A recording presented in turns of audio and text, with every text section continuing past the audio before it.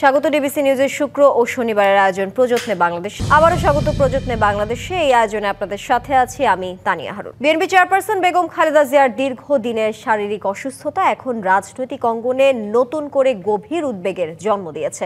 Air ambulance আসায় বিলম্ব, medical বোর্ডের পরামর্শ সব মিলিয়ে তাকে লন্ডনে নেওয়ার প্রক্রিয়া নিয়ে দেশ জুড়ে দুশ্চিন্তা বাড়ছে। দলের শীর্ষ নেতৃত্ব থেকে কর্মী পর্যায়ে সবার মাঝে এই অনিশ্চয়তা বিএনপির সংগঠন কৌশল ও রাজনৈতিক গতিপথে কি ধরনের প্রভাব ফেলবে তা নিয়েও প্রশ্ন উঠছে। এমন সংবেদনশীল সময়ে বুধবার সন্ধ্যায় ঘোষণা হতে যাচ্ছে ত্রয়োদশ জাতীয় সংসদ নির্বাচনের তফসিল।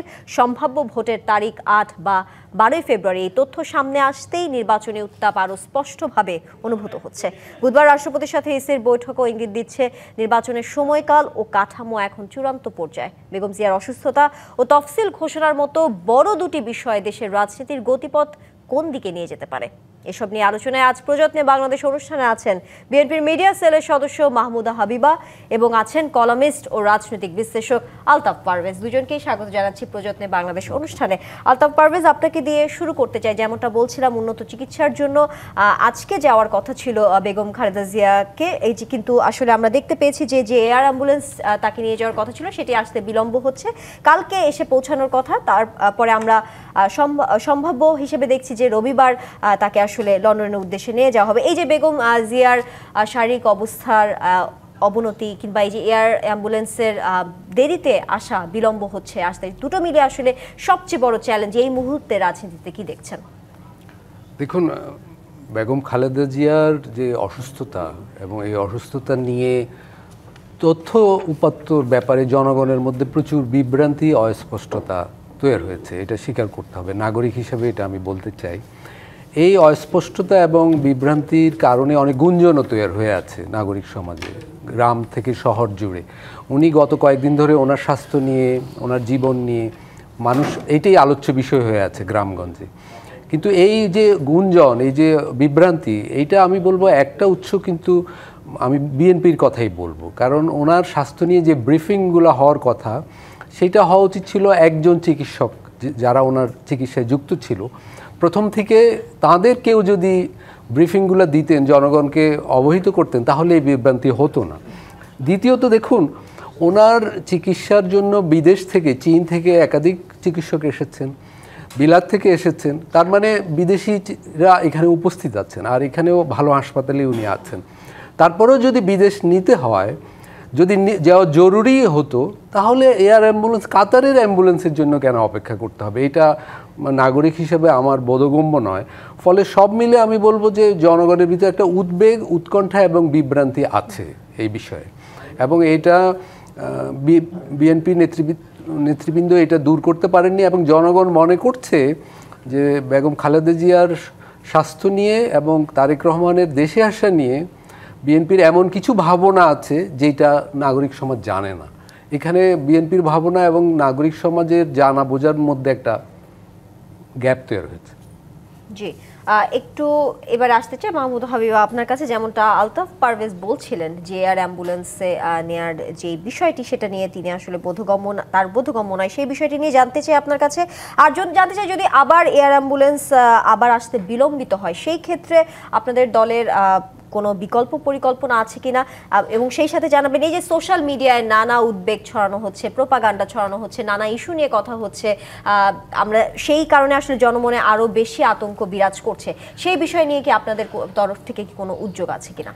অনেক ধন্যবাদ আপনাকে। আমি শুভেচ্ছা জানাচ্ছি আমার সম্মানিত সহ আলোচক এবং যারা শুনছেন তাদেরকে।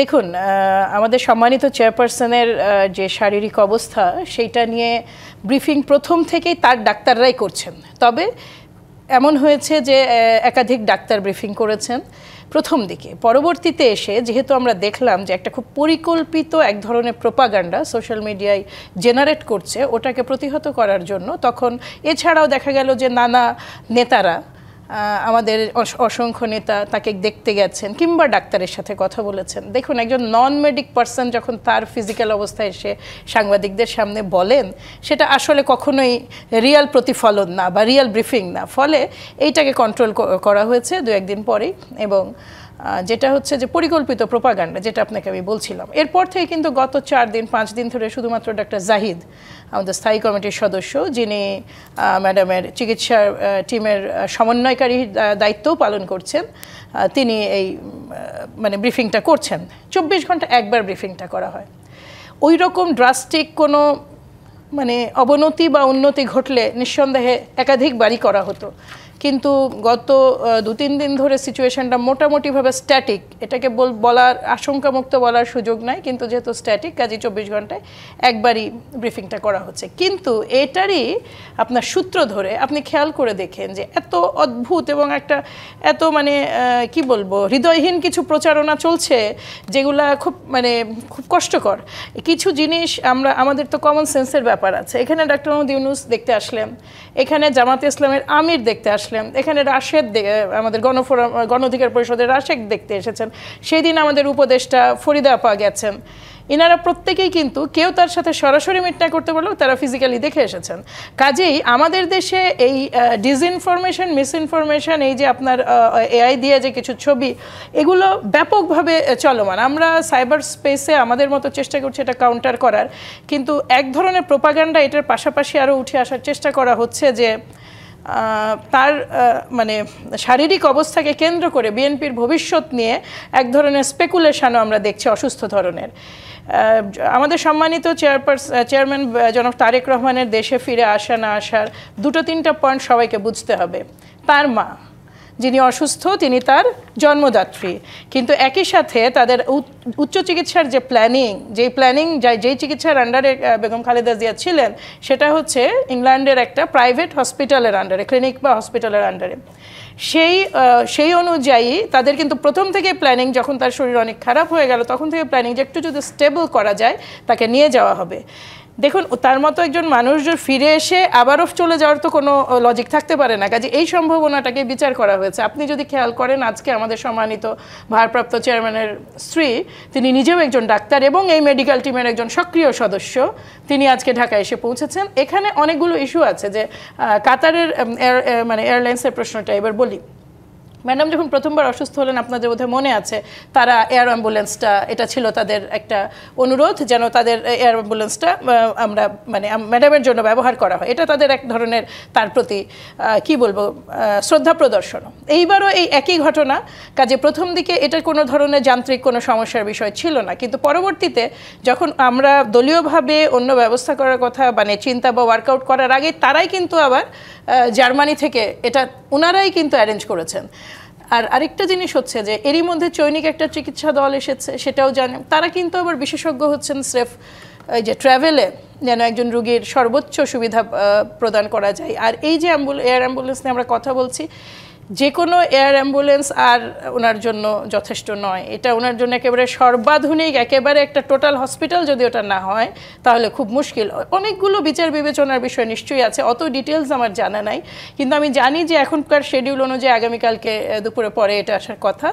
তারপরে লেটস সি, আমরা তো আমাদের সর্বোচ্চ দোয়া করছি যেন উনি অন্তত যে একটা চিকিৎসা নিতে পারেন। দেখুন 2023-এ আমরা সেই প্রত্যাশায় আছি। 2023-এ তার কিন্তু যে লিভারে প্রশ্নটা করেছিলাম যে যদি এবারও এয়ার অ্যাম্বুলেন্স বিলম্বিত হয় আসতে, আমরা ধরে নিচ্ছি আগামীকাল দুপুর 3টার পর বিকাল 5টার মধ্যে এয়ার অ্যাম্বুলেন্স এসে পৌঁছানোর কথা, কিন্তু এছাড়া কি কোনো পরিকল্পনা? বিকল্প সমস্যাটা এবার আপনাকে আমি বলি।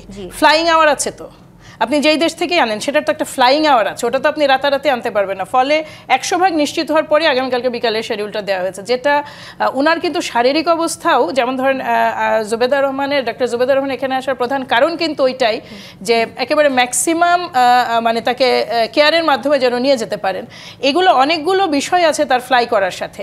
ফলে যদি 100% নিশ্চিত হয়ে নিশ্চয়ই দল এই বিষয়ে এগোচ্ছে। এটা এত নিখুঁত একেবারে ডিটেলস ইনফরমেশন আমার কাছে নাই, কিন্তু কোনো কারণে সেটাও যদি না হয়, আমি যতটুকু গতকালকে ডিসকাশন শুনেছিলাম যে এখানে আমাদের তরফ থেকে যখন চেষ্টা করা হচ্ছিল তখন তারাই এটা আবারও ব্যবস্থা করেছেন, এবং এটা কিন্তু তারাও জানেন যে তিনি অত্যন্ত অসুস্থ একজন রুগী। আবারও ধরুন কালকে যদি ফেল করে তখন আবারও দেখা যাবে 6 বা 8 ঘন্টার একটা ফ্লাইং আওয়ারের ধাক্কা পড়ছে, ওই সিচুয়েশন। আবার বিএনপি মহাসচিব মির্জা ফখরুল ইসলাম আলমগীর বলেছেন, ডাক্তারের পরামর্শ অনুযায়ী, ডাক্তার যদি বলেন, চিকিৎসকরা যদি বলেন উনি এখন বাইরে নিয়ে যাওয়ার জন্য উনি আসলে উপযুক্ত পরিস্থিতিতে আছেন, সেই ক্ষেত্রে উনি লন্ডনের উদ্দেশ্যে রওনা দেবেন। সেই ক্ষেত্রে আসলে এই যে ফ্লাইং আওয়ারের কথা আপনি বলছিলেন, সেই ক্ষেত্রে দুটো সামঞ্জস্য কিভাবে নিশ্চয়ই অন্য কোনো প্ল্যান বি প্ল্যান সি ওনার ক্ষেত্রে না থাকাটা তো অস্বাভাবিক, ডেফিনেটলি আছে। যদি মানে এতে আমি মানে বেগম খালেদা জিয়ার আমাদের সম্মানিত চেয়ারপারসনের চিকিৎসা ব্যবস্থা যেভাবে পরিচালিত হচ্ছে আপনি এটা চিন্তা করতে পারবেন না। 24/7 ওনার লোক, এখানকার ডাক্তাররা যেই হাসপাতালে চিকিৎসা নেন সেইখানকার ডাক্তাররা এবং অসংখ্য বিশেষজ্ঞকে এখানে মোটামুটিভাবে একেবারে নামকরা ডাক্তারদেরকে এক জায়গায় করা হয়েছে। তিনি যেই ধরনের কেয়ার পাচ্ছেন 24/7, এটা আসলে এটাও একটা মানে এটা সম্মানিত ভারপ্রাপ্ত চেয়ারম্যান যেইভাবে মানে তিনি এবং তার স্ত্রী মিলে এটা টোটালটা দেখাশোনা করছেন, এটাও একটা বিশাল ব্যাপার। মানে এতখানি কেয়ার ইজ রিয়েলি, এটাও একটা মানে কি বলবো বলার মতো বিষয়। কারণ হচ্ছে যে উনার জন্য এই মুহূর্তে যেই মানুষটার পাশে এক্সট্রিমলি ভালনারেবল একটা মানুষ, তার পাশে আপনি যে তার হাত ধরে বসে থেকে তার মৃত্যু ত্বরান্বিত করা ছাড়া তো আপনি কিছু করতে পারবেন না, কিন্তু আপনি তার উন্নত চিকিৎসা এবং প্রপার ট্রিটমেন্টটা নিশ্চিত করতে হলে যা যা করণীয় সেটা যদি করতে পারেন সেটাই কিন্তু মূল দায়িত্ব। আর গতিপথ নিয়ে তো বোধহয় কোনো প্রশ্ন কি করেছেন রাজনীতির বা গতিপথে আসবো আর কি, গতিপথে আসবো। আপনি যদি কিছু যুক্ত করতে চান আপনি যুক্ত করতে পারেন। না না, আমি বলতে চাইছি যে দেখুন এই বেগম খালেদা জিয়া হচ্ছেন গোটা বাংলাদেশের একটা বাংলাদেশি জাতীয়তাবাদের মানে একেবারে কি বলবো এই ঘরানার শুধু এই মুহূর্তে বাংলাদেশের তিনি একেবারে একচ্ছত্র নেত্রী। এখানে একেবারে আনকন্ডিশনাল লিডারশিপ আল্লাহ তাকে দিয়েছেন। তার জীবনে যেমন তিনি অসংখ্য জিনিস হারিয়েছেন, একেবারে তার আর্লি এজ থেকে নিয়ে 71 সাল থেকে যদি শুরু করি, তার যে সাফারিং, সীমাহীন এই সাফারিংয়ের আল্লাহ তাকে যেই সম্মান দিয়েছেন সেটাও কিন্তু মানে বিশাল একটা ব্যাপার। এবং সমগ্র দেশের একটা প্রত্যাশা বলুন, ভালোবাসার জায়গা বলুন, তিনি সেই জায়গাটায় আছেন। কিন্তু রাজনীতির যেটা নিজস্ব গতি, সেই গতি তো চলমান থাকবেই। সেই গতিকে কিন্তু এটার সাথে মিলিয়ে ফেলার কিছু নাই। তার অভিভাবকত্ব আমরা দোয়া করি, আমরা গোটা দেশ দোয়া করে যারা দীর্ঘদিন আমাদের সাথে থাকুক এবং তার গাইডলাইন যদি আমরা পাই। কিন্তু বাস্তবতাও বলেও কিছু জিনিস আছে, যেমন রাজনীতি, যেমন ধরুন উনি যখন গতকালকে আমাদের ব্রিফিং হয়েছে, আমাদের কিন্তু 36টা আসনের রাজনীতির এই 36টা আসনে বিএনপি ঘোষণা সেই ঘোষণা গতকালকে করেছেন, সেই ঘোষণাকে কেন্দ্র করে এবং সেই সাথে রাজনীতির গতিপথ যেটা নিয়ে বলছেন সেখানে আসবো। তার আগে একটু আলতাফ পারভেজ আপনার কাছে আসতে চাই খুব ছোট্ট করে। এই যে উন্নত চিকিৎসার জন্য বিএনপি চেয়ারপারসন বেগম খালেদা জিয়াকে লন্ডনে নিয়ে যাওয়া হবে, সেই সাথে বিএনপির ভারপ্রাপ্ত চেয়ারম্যান তারেক রহমানের দেশে ফেরা নিয়ে যে অনিশ্চয়তা, সব মিলে আসলে বিএনপি কিংবা অন্য দলগুলোর জন্য আসলে কোন জিনিসটা আসলে রাজনৈতিক সংকট হিসেবে আপনি দেখছেন? কারণ বিশ্লেষকরা অনেকেই বলছেন যে আসলে সামনে নির্বাচন, সেই নির্বাচন ঘিরে কোনো সংকট তৈরি হতে পারে। নির্বাচন তো অতি জরুরি, কিন্তু একটা দেখুন, এই যে আপনি বারবার বলছেন যে উন্নত চিকিৎসার কথা, এটা আমাদের একটা দুর্ভাগ্যের দিক যে আমাদের দেশের সবচেয়ে গুরুত্বপূর্ণ মানুষদেরও আমরা চিকিৎসার জন্য বাইরে নিতে হচ্ছে। আমাদের স্বাধীনতার পর 54 বছর পেরিয়ে গেছে, আমাদের একটা হসপিটালের 5টা কক্ষ কি আমরা করতে পারলাম না, যেখানে সাধারণ জনগণের কথা বাদ দিলাম, দেশের যারা সবচেয়ে গুরুত্বপূর্ণ মানুষ তাদের এরকম চিকিৎসা দেওয়া যায় বা প্রয়োজনীয় চিকিৎসা দেওয়া যায়। বা খেয়াল করুন যে আমরা বিদেশ নেব, সেখানে একটা এয়ার অ্যাম্বুলেন্সের জন্য আরেকটা দেশের উপর আমাদের নির্ভর করে থাকতে হবে, এবং তাদের একটা সমস্যা হলে আরও 24 ঘন্টা 48 ঘন্টা পরে আরেকটা অ্যাম্বুলেন্সের জন্য অপেক্ষা করতে হবে। এগুলো হলো আমাদের প্রচণ্ড দুর্বলতার দিক। আর দেখুন আরেকটা ব্যাপার, যে আমাদের সামনে নির্বাচন, তারেক রহমান জন্য বিএনপি অপেক্ষা করছে, আবার দেশেও একটা শক্ত অভিভাবক সুলভ নেতৃত্বের শূন্যতা দেখা দিয়েছে। নির্বাচনের সময় তো উনি আসবেনই, এটাই সবার প্রত্যাশা ছিল, কিন্তু উনি বলছেন নিরাপত্তাহীনতার কথা। নিশ্চয়ই ওনার একটা বিবেচনা আছে এবং তার দলের বিবেচনা আছে, কিন্তু এও তো সত্য যে বাংলাদেশের মানুষ এখন দেখতে চায় যে তাদের দুঃসময়ে প্রধান দলগুলোর নেতৃত্ব তাদের পাশে এসে দাঁড়াবে, তাদের সুরক্ষার কথাও ভাববে। এখানে অবশ্যই ঝুঁকি আছে, রাজনীতিবিদরা তো ঝুঁকি নেবেন বলেই দলের দায়িত্ব নেন, দেশের দায়িত্বের প্রত্যাশা করেন। তো সেই জন্য আমি বলবো যে জনগণের দিক থেকে যদি বলেন, এটা প্রত্যাশা হলো প্রধান দলগুলোর নেতারা তাদের পাশে দাঁড়াবেন। এখানে প্রায় 15-16 মাস একটা অনির্বাচিত সরকার চলছে দেশে। এই ধরনের অনির্বাচিত সরকার থাকলে কিন্তু দেশে বিনিয়োগ আসে না, এবং ইতিমধ্যে আমরা দেখছি যে দেশের কর্মসংস্থানের ক্ষেত্রে একটা নেতিবাচক অবস্থা তৈরি হচ্ছে, বিনিয়োগ আসছে না, দারিদ্র বেড়ে গেছে। গত 4 বছর, এই 54 বছরের মধ্যে এই প্রথম বাংলাদেশের দারিদ্র কিন্তু বাড়ার দিকে উল্টো গতিপথ হচ্ছে। তো এরকম সময় তো মানুষ আশা করে রাজনীতিবিদরা তাদেরকে সঠিক নেতৃত্ব দিবেন, তাদের দায়িত্ব নেবেন। ফলে আমি এখানে বলবো যে তারেক রহমানের ফিরে আসার ব্যাপারটাই বিএনপিকে গুরুত্ব দিয়ে ভাবা উচিত। এটা খুব গুরুত্বপূর্ণ এই মুহূর্তে জনগণের দিক থেকে। জি, এই একই প্রসঙ্গে আসবো মাহমুদা হাবিবা আপনার কাছে। বিএনপির ভারপ্রাপ্ত চেয়ারম্যান তারেক রহমানের দেশে ফেরা নিয়ে যে অনিশ্চয়তা, সেই বিষয়টি ঘিরে একটি বিরতি নিয়ে ফিরছি। প্রযত্নে বাংলাদেশ অনুষ্ঠানে নিচ্ছে একটি বিরতি, ফিরছি কিছুক্ষণের মধ্যেই, সঙ্গে থাকবে। আবারও স্বাগত প্রযত্নে বাংলাদেশ অনুষ্ঠানে। মাহমুদা হাবিবা, আপনি বিরতির আগে বলছিলেন আপনাদের গতকালকে 36 আসনে বিএনপির প্রার্থী ঘোষণা করা হয়েছে। এর আগে 3রা নভেম্বর 237 আসনে বিএনপির প্রার্থী ঘোষণা হয়েছিল এবং 28 আসন এখনো বাকি আছে প্রার্থী ঘোষণার ক্ষেত্রে। টোটাল আমি ধরে নিচ্ছি যে 272 আসনে এখন পর্যন্ত প্রার্থী ঘোষণা করা হয়েছে। তার আগে একটু বলতে চাই, বিএনপি চেয়ারপারসন এবং সাবেক প্রধানমন্ত্রী খালেদা জিয়ার অসুস্থতা তথা স্বাস্থ্য পরিস্থিতি বিবেচনায় নিয়ে নির্বাচন কমিশনের প্রতি আহ্বান জানিয়েছে জাতীয় নাগরিক পার্টি এনসিপি। তারা বলেছিল রাজনৈতিক স্থিতিশীলতা আসার পরে আসলে তফসিল ঘোষণা করার কথা। সেই প্রসঙ্গে আসবো, তার আগে একটু বলতে চাই এই তফসিল ঘোষণার কথা, যেখানে তার এনসিপির মতো আরেকটি দল বলছে যে রাজনৈতিক স্থিতিশীলতা আসলে তফসিল ঘোষণার জন্য তারা আহ্বান জানিয়েছিল। সেক্ষেত্রে হঠাৎ এই পরিস্থিতিতে বিএনপির যে প্রার্থী ঘোষণা এই দিনেই কেন? দেখুন, বিএনপির তো প্রার্থীটা ঘোষণা করতেই হতো, এটা তো ওয়েট করার বিষয় নয়। রাজনৈতিক যে স্ট্রিম সেটা তার মতো করে চলতেই হবে বাংলাদেশে।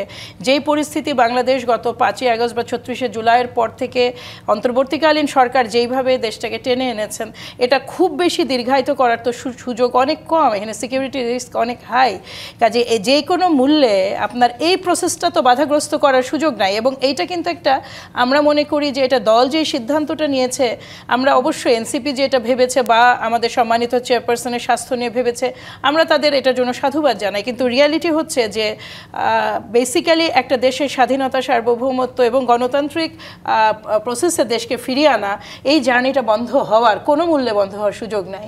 এই কারণেই 36টা আসনে আপনার প্রার্থী ঘোষণা করা হয়েছে, কারণ তাদেরকেও তো কাজ করার সুযোগ দিতে হবে। আপনি খেয়াল করুন, 3 তারিখে যারা নমিনেশন পেয়েছেন 237 জন, সেই 237 জন তো ইনাদের তুলনায় অলমোস্ট বেশ অনেক দিন সময় হাতে বেশি পেলেন। নির্বাচনী প্রচারণা তো একটা কাজ, হ্যাঁ, কাজে এই জিনিসটা যত দ্রুত ঘোষণা হয়ে যায় ততই তো ভালো। আর যেটা বলছিলেন আমাদের আলতাফ ভাই, সম্মানিত মানুষ, তিনি দেখুন জনগণের পাশে একমাত্র বাংলাদেশ জাতীয়তাবাদী দলই, মানে আমি একেবারে দাবি নিয়েই বলি যে পাশে থাকতে গিয়ে এই দলের যেটা মানে আমাদের শহীদ প্রেসিডেন্ট জিয়াউর রহমান বলুন, খালেদা জিয়া বলুন, তাদের ছোট সন্তান কোকো রহমান বলুন, এমনকি আমাদের সম্মানিত ভারপ্রাপ্ত চেয়ারম্যান জনাব তারেক রহমান, তারা যে পে করেছে এক পরিবার হিসেবে, এটা রেয়ার। আপনি শহীদ প্রেসিডেন্ট জিয়াউর রহমান তার একেবারে পিকে 4 বছরের শাসন আমলে তাকে নিহত করতে, তিনি মানে কুৎকুর মাধ্যমে তাকে হত্যা করা হলো আন্তর্জাতিক, মানে এটা কিন্তু লোকাল বিষয় এককভাবে ছিল না। এরপরে যখন আপনার ওই বিশেষ করে জিওপলিটিক্যাল পট পরিবর্তন হতে শুরু করলো, তখন বেগম খালেদা জিয়াকে যখন মানে কারাবাসে দেওয়া হলো, কোকো রহমান এবং তারেক রহমানের উপরে যে নির্যাতন হয়েছে তা সীমাহীন। তাকে এক্সাইলে পাঠানো হয়েছে অলমোস্ট শারীরিকভাবে পঙ্গু করে, এবং কোকো রহমান যখন মালয়েশিয়ায় মারা গেলেন, it was not a normal death, এটা কিন্তু একটা প্রলংড মৃত্যু। এবং মানে তিনিও কিন্তু সুস্থ থাকলে বা স্বাভাবিক একটা কারাজীবন থাকলে তার কিন্তু মৃত্যু ঘটতো না। ফলে এই জায়গাগুলো, এই পয়েন্টগুলো আমাদের কনসিডারেশনে নিতে হয়। এখানে কোনো সুযোগ নেই অন্যভাবে ভাবার। এইটা হ্যাঁ, অবশ্যই ঝুঁকি নেবেন বলেই তো রাজনীতি করছেন জনাব তারেক রহমান, তো ঝুঁকি নেবেন বলেই রাজনীতি করছেন। এর মধ্যে বোধহয় আলতাফের মনে থাকার কথা যে আমাদের ডিবি ধরলো যখন সুব্রত বাইনকে, তখন কিন্তু আমরা কিছু তথ্য পেয়েছিলাম, খুব মানে রোমহর্ষক তথ্য। সেখানে এমনও জানা গেছিল যে বাইরে তাকে হত্যা করার প্রচেষ্টা নেওয়া হয়েছে। ফলে আমাদের অনেক কিছু বিবেচনা নিতে হয়। কিন্তু তিনি কি দেশে ফিরবেন না? তার মানে এটা তো আর হতে পারে না। দেশে তো তিনি ফিরবেনই, ঝুঁকি মেনে নিয়েই তিনি দেশে ফিরবেন। কিন্তু ওই যে বললাম আপনাকে, এখন ম্যাডামকে নিয়ে যাওয়ার তারা প্রাণপণে চেষ্টা করছেন। কারণ দেখুন, আমি আলতাফের সাথে একমত, এটা আমাদের সীমাহীন দুর্বলতা এবং সীমাহীন ব্যর্থতা যে আমাদের সর্বোচ্চ চিকিৎসার জন্য দেশের বাইরে যাওয়ার সিদ্ধান্ত নিতে হয়। কিংবা আমি 2-3টা বিষয় বলি। যখন লিভারের সমস্যা হয় বেগম খালেদা জিয়ার, আমাদের সম্মানিত ভারপ্রাপ্ত চেয়ারপারসনের, তখন কিন্তু কিছু আমাদের ইয়েই ছিল না, আপনার কি বলে, ট্রিট করার মতন প্রয়োজনীয় ডাক্তারের অভাব তা নয়, ওয়েল ইকুইপড মানে হয়তো বা সে সময় ছিল না, যতটুকু আমার মনে পড়ে। আমার নিজের একটা ব্যক্তিগত ঘটনা আমি একটু শেয়ার করতে চাই। আলতাফ ভাইকে আমি জাস্ট একটা ব্রেকে বলছিলাম, আমার ভাতিজার ব্রেনে একটা টিউমার হলো তার নার্ভ সেন্টারের পাশে। আমি এখানে অনকোলজিতে যখন দেখালাম, আমাকে ওনারা বললেন যে দেখুন, আমাদের বাচ্চাদের ব্রেনে অপারেশন করার জন্য যেই লেভেল প্রিসিশন বা যেই লেভেল মেশিনারিজ দরকার, ওইটা এখনও ওই অর্থে অ্যাভেলেবল নয়। যে কয়টা আছে সেগুলো অপারেট করার মতো, মানে যেহেতু অপারেশনগুলো রেয়ার হয়। তো আপনি যতই বলুন না কেন, আমি যখন সন্তান, তখন আমি চেষ্টা করব আমার পিতা বা মাতাকে কিংবা আমার পরিবারের সদস্যকে সর্বোচ্চটা দেওয়ার। সবার এই সৌভাগ্য হয় না। তিনি অনেক সৌভাগ্যবান, যদি ব্যক্তি মানে তারেক রহমানকে একটা এয়ার অ্যাম্বুলেন্স ভাড়া করতে হতো তিনি হয়তো পারতেন না। এটাও কিন্তু রিয়ালিটি। বেগম খালেদা জিয়ার যে চিকিৎসা বহন করা হচ্ছে, তার মানে ছেলের বউ অত্যন্ত সফল ডাক্তার। যে অনেকগুলো বিষয় এখানে এক জায়গায় করে আমরা চেষ্টা করছি যেটা যে আমাদের যে দলের, তিনি কিন্তু দলের না, দেশের একটা স্বাধীনতা এবং সার্বভৌমত্বের প্রতীক হয়ে দাঁড়িয়েছেন। তিনি যেন সুস্থতার মানে কিছুটা সুস্থতার মধ্যে আসেন, এটাই এখন আমাদের চাওয়া এবং চেষ্টা। জি নিশ্চয়ই। আলতাফ পারভেজ, আপনার কাছে একটু আসতে চাই। যেমনটা বলছিলাম, আগামী বুধবার সন্ধ্যায় ঘোষণা হতে যাচ্ছে ত্রয়োদশ জাতীয় সংসদ নির্বাচনের তফসিল। সেই অনুযায়ী নির্বাচনের সম্ভাব্য তারিখ হিসেবে আমরা দেখতে পেয়েছি 8 বা 12 ফেব্রুয়ারি, এমনটা নির্বাচন কমিশন সূত্র মতে আমরা জানতে পেরেছি। একটু জানতে চাই এই তফসিল ঘোষণা নিয়ে, মাহমুদা হাবিবা ওনার সাথে কথা বলছিলাম। তফসিল ঘোষণার এই যে টাইমিংটা, সেটা দেশের রাজনৈতিক পরিস্থিতি কিংবা এই যে বিভিন্ন দলের প্রতিক্রিয়া কিংবা মাঠ পর্যায়ের যে এখন পরিস্থিতি যাচ্ছে, সেটা বিবেচনায় আসলে কতটা উপযুক্ত? তারপরে আমি বাকি আরেকটি প্রশ্ন আপনার কাছে রাখবো। দেখুন, আমার সহ আলোচক আপা একটা জিনিস বলেছেন এবং আমি ওনাকে ধন্যবাদই দিতে চাই যে যদিও বেগম খালেদা জিয়া অসুস্থ এবং তার অসুস্থতা সারা দেশের মনোযোগ কেড়ে নিয়েছে, এটা অত্যন্ত গুরুত্বপূর্ণ ঘটনা, কিন্তু আমাদের তো নির্বাচনী প্রক্রিয়া এগিয়ে নিতে হবে, গণতন্ত্রের উত্তরণ ঘটাতে হবে। আমরা গণ অভ্যুত্থানের পর এই কাজটা 15 মাস পিছিয়ে আছি ইতিমধ্যে। ফলে নির্বাচনের শিডিউল রোডম্যাপ ঘোষণা করাটা জরুরি এবং বিএনপি 270 জনের মনোনয়ন দিয়েছে, কিন্তু আমি বলবো বিএনপি এক্ষেত্রে কিছুটা পিছিয়ে, তারা এখনও জোট গঠনটা সম্পন্ন করতে পারেনি। বিএনপির অনেক প্রার্থী নির্বাচনী প্রচারণায় যেভাবে নামেও নি, কারণ তাদের নির্বাচন নিশ্চিতও না। গতকালও বোধহয় 30 জনের মতো প্রার্থী ঘোষণা করা হয়েছে, অথচ তাদের যে প্রধান প্রতিদ্বন্দ্বী তারা কিন্তু নির্বাচনী প্রচারণার প্রথম রাউন্ড শেষ করে ফেলেছে। ফলে বিএনপি এক্ষেত্রে পিছিয়ে আছে আমি বলবো। আরেকটা জিনিস আপা যেটা বলেছেন আমি একটু বলতে চাই, যে উনি বলেছেন যে খালেদা জিয়ার পরিবার এবং তারেক রহমানের যে নিরাপত্তার প্রশ্নে উনি বলেছেন এই পরিবারটার অনেক ভূমিকা আছে। এটা তো কোনো সন্দেহ নাই। জিয়াউর রহমান দেশের জন্য প্রাণ দিয়েছেন, খালেদা জিয়া গণতন্ত্রের আন্দোলনে গুরুত্বপূর্ণ ভূমিকা রেখেছেন এবং আপসহীন ভূমিকা রেখেছিলেন। কিন্তু আবার এটাও তো সত্য, আমরা তো পরিবারতন্ত্র থেকে বেরিয়ে হতে চেয়েছিলাম। আমরা চেয়েছিলাম আমাদের রাজনীতি পরিবারতন্ত্র থেকে বেরিয়ে তরুণরা, মেধাবী তরুণরা অনেক সংখ্যায় রাজনীতির দায়িত্ব নিক। দেখুন, বিএনপি যে গতকাল নতুন করে মনোনয়ন দিয়েছে, আমরা দেখলাম যে এক পরিবার থেকে 2 জন মনোনয়ন পেয়েছে এবং আগের তালিকাতেও বহু পরিবারের যারা বাবা এমপি ছিলেন, মন্ত্রী ছিলেন, তারা মনোনয়ন পেয়েছে। অর্থাৎ আমাদের জাতীয় রাজনীতিটা দেখুন, 17-18 কোটি মানুষ এদেশে এবং তরুণরা কি পরিমাণ রাজনীতি সচেতন সেটা গত গণ অভ্যুত্থানে আমরা দেখেছি। কিন্তু আমরা দেখছি যে বড় রাজনৈতিক দলগুলো মনোনয়ন দেওয়ার ক্ষেত্রে এক ধরনের পরিবার, এক ধরনের কোটারি, এক ধরনের কিছু পরিবারের মধ্যে তাদের পছন্দ অপছন্দ সীমিত করে ফেলছে। এটা তো জাতির জন্য আমি বলবো দুর্ভাগ্যজনক। দেখুন, রাজনীতি, মেধা বা জাতীয় নেতৃত্ব এগুলো তো বায়োলজিক্যাল নয়, এগুলা মেধার ভিত্তিতে হওয়া উচিত। রাজনীতিতে যারা অনেক দিন পরীক্ষিত, পরিশ্রমী, গণতন্ত্রের জন্য সংগ্রাম করেছেন এবং কিছু মাঠ পর্যায়ে সৃজনশীল কাজের সাথে যুক্ত আছেন, তাদেরই মনোনয়ন পাওয়া দরকার ছিল।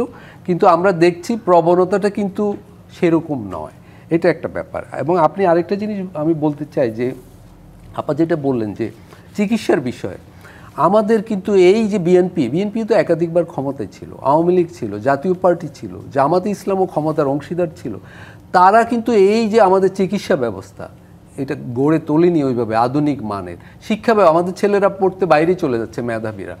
এই বিষয়গুলো এখন বলার সময় নয়, হয়তো অপ্রিয় শোনাচ্ছে, কিন্তু এগুলোই তো আমাদের বলতে হবে। এবং এই যে চিকিৎসার জন্য গত 3-4 দিন মিডিয়ার মাধ্যমে পুরো জাতির মনোযোগ বেগম খালেদা জিয়ার চিকিৎসা কেন্দ্রিক হয়ে পড়েছে। এই সময় অন্যদিকে কি ঘটছে আপনি দেখুন, আমাদের বন্দর ইজারা দেওয়া হচ্ছে। আপা বলেছেন যে বিএনপি তো মানুষের পাশে ছিল গত দীর্ঘদিন 1977-78 থেকে, কই বন্দর নিয়ে তো বিএনপি কিছু বলছে না। মব সহিংসতা নিয়ে এই বড় দল হিসাবে তাদের যেভাবে একটা শক্ত অবস্থান মানুষ আশা করেছিল, বিভিন্ন জায়গায় যে সহিংসতা হচ্ছে দিনের পর দিন, বাউলদের উপর হামলা হচ্ছে, সেগুলো নিয়ে তো বিএনপি কোনো শক্ত অবস্থান নেয়নি। আমরা যেটা মনে করছি, যেটা শঙ্কা, যে ক্ষমতায় যাওয়ার জন্য এই বড় দলগুলো বিভিন্ন এই সামাজিক সহিংস বিভিন্ন মহলের সাথে আপোষ করে এগোনোর চেষ্টা করছে, সেটার লক্ষণ কিন্তু স্পষ্ট দেখা যাচ্ছে। দেখুন, আহমদীদের অমুসলিম ঘোষণা করার জন্য যে বড় সমাবেশ হলো, সেখানে বিএনপির একজন নেতা যে কিন্তু বললেন যে আমরা সংসদে যে অমুসলিম ঘোষণার ব্যাপারটি নিয়ে ভাববো। তার মানে এই যে ছোট ছোট ক্ষুদ্র ক্ষুদ্র জনগোষ্ঠীগুলোর ভিতরে একটা শঙ্কা তৈরি করে ফেলা হচ্ছে এই ধরনের কথা বলে। তাহলে আমরা গণতন্ত্রের সংগ্রামে এগোবো কিভাবে? আমাদের অভ্যুত্থানের একটা আওয়াজ ছিল যে আমরা অন্তর্ভুক্তিমূলক সমাজ গড়ব, আমাদের রাষ্ট্র হবে অন্তর্ভুক্তিমূলক, সবাই যেখানে বাঁচতে পারবে একসাথে। কিন্তু এই ধরনের বক্তব্য তো অন্তর্ভুক্তিমূলক হচ্ছে না। জি, ডক্টর পারভেজ আপনাকে ধন্যবাদ। আপনার এই প্রসঙ্গ তুলে মাহমুদা হাবিব আপনার কাছে আসবো, তার আগে একটি বিরতি নিয়ে ফিরছি। প্রযত্নে বাংলাদেশ অনুষ্ঠানে নিচ্ছে আরেকটি বিরতি, ফিরছি কিছুক্ষণের মধ্যেই, সঙ্গে থাকুন। আবারও স্বাগত প্রযত্নে বাংলাদেশ অনুষ্ঠানে। মাহমুদা হাবিব আপনার কাছে আসতে চাই। আলতাফ পারভেজ বিরতির আগে বলছিলেন, জনাব আলতাফ পারভেজ বলছিলেন যে প্রার্থী ঘোষণা হয়েছে, কিংবা দেখা যায় যে আমরা সবাই চাই, দেশবাসীও চাই যে তরুণদের অগ্রাধিকার বেশি থাকুক, কিংবা নতুনদের। আসলে আমি একটু জানতে চাই, এই যে 272 আসনে প্রার্থী ঘোষণা হয়েছে আপনাদের, সেইখানে আসলে কতটুকু তরুণদের অগ্রাধিকার পেয়েছে, সেই বিষয়টি নিয়ে আপনি জনাব আলতাফ পারভেজের মন্তব্যকে কিভাবে দেখছেন? এবং বাউলদের হামলার প্রতিবাদ জানায়নি বিএনপি, যে প্রসঙ্গ নিয়ে তিনি কথা বলেছেন, সেটা নিয়ে কিছু বলবেন কিনা? সরি, এক মিনিট, আমি শুধু তরুণদের কথা বলিনি, আমি বলছি তরুণরা মনোনয়ন পেয়েছে ঠিকই, কিন্তু আমি বলছি একই পরিবার থেকে, পরিবারতন্ত্র থেকে সেই সাথে আমি জানতে চাই, আমার প্রশ্ন হচ্ছে নতুনরা কিংবা তরুণরা কতটুকু অগ্রাধিকার পেয়েছে বিএনপিতে, সেই পরিপ্রেক্ষিতে। এইবারের আমাদের নমিনেশনটা বেশ আমি বলবো যে অনেক অনেক ভালো হয়েছে যে কোনো সময়ের তুলনায়। কারণ হচ্ছে আমাদের ব্যবসায়ীর সংখ্যা কম, সাবেক আমলার সংখ্যা কম, সাবেক সেনাবাহিনী অফিসারের সংখ্যা কম, মূল রাজনীতিবিদরা এসেছেন, আমাদের ছাত্র দলের অসংখ্য নেতা এখানে নমিনেশন পেয়েছেন। হ্যাঁ, আমি স্বীকার করি এবং তরুণদের সংখ্যা, তরুণ বলতে রাজনীতিতে যদি আপনি বলেন 25, তাহলে কিন্তু ভুল হয়। আপনি যখন নির্বাচনী জাতীয় নির্বাচন বা সাংসদ হিসেবে বাংলাদেশ জাতীয় সংসদের সদস্যের যে নির্বাচন, সেটার জন্য আপনার এলাকাতে একটা সংশ্লিষ্টতার প্রয়োজন হয়, একটা দীর্ঘমেয়াদী কাজের দরকার হয়। ওইটা চাইলেও আপনি দুদিনে বা 2-4 বছরের বিষয় না, এটা কিন্তু একটু লম্বা শ্রম। এই শ্রমটা যারা দিয়েছেন তাদের অনেকেই পেয়েছেন, কিন্তু মুশকিল হচ্ছে বিএনপির প্রতিটা সিটেই তো 3-4 করে যোগ্য প্রার্থী, সব জায়গায় যে 100% সবাই একমত হয়েছেন তা নয়। কিন্তু প্রার্থী আমি যতটুকু দেখেছি যে প্রার্থিতা, আমার নিজের বিবেচনা, যেহেতু আমি নিজেও মনোনয়ন প্রত্যাশী ছিলাম, আমি মনে করি যে 100% তো আপনার সঠিক হবে না, 2-4টা এদিকে যাবেই, প্লাস মাইনাস হবে, 2-4 জায়গায় ক্ষোভ অনেক বেশি হবে, এগুলো ন্যাচারাল। কিন্তু এবার আলতাফ ভাইয়ের ওই কথাটার একটু ব্যাখ্যা দিই। বাংলাদেশের তরুণদের মধ্যে রাজনীতিতে সংশ্লিষ্ট হওয়ার প্রবণতাটা খুবই কম। আমাদের 17-18 বছরে, ধরুন আজকে নির্বাচনটা হচ্ছে কবে, 5 আগস্টের পরে 16-17 মাসের মধ্যে, এই সময়ে নতুন যারা রাজনীতি শুরু করবেন বাংলাদেশ জাতীয়তাবাদী দলের ব্যানারে, তাদের এলাকায় ওই ফুটিং তৈরি হবে না, নতুন যারা, তাদের ওই ফুটিং তৈরি হবে না যেটা দিয়ে তারা সাধারণ মানুষের ভোট অ্যাট্রাক্ট করতে পারেন। ফলে আমাদের কিন্তু বহু তরুণ এর মধ্যে রাজনীতিতে সংশ্লিষ্ট হয়েছেন 17-18 বছরে। কারা বিশেষ করে হয়েছেন জানেন? ঘুরিয়ে ফিরিয়ে তাদের বাবা হয়তো বিএনপি করেছেন, কিংবা দাদাকে দেখেছেন, কিংবা বাবা তো নেতাই ছিলেন বড় মাপের। এমনকি খুব সাধারণ মানুষও, আমি বহু আমার সুযোগ হয়েছে বহু ছেলে মেয়ে নিয়ে কাজ করার, তাদের প্রত্যেকের পরিবারের কাউকে না কাউকে দেখে তারা আসলে রাজনীতিতে আগ্রহী ফিল করেছেন। এই যে একটা গ্যাপ হয়েছে 16-17 বছর রাজনীতিকরণের, অতীতে একসময় বহু মানুষ রাজনীতিতে এসেছেন, আপনি যদি বলেন। জি, একটু আলতাফ পারভেজ আপনার কাছে আসতে চাই।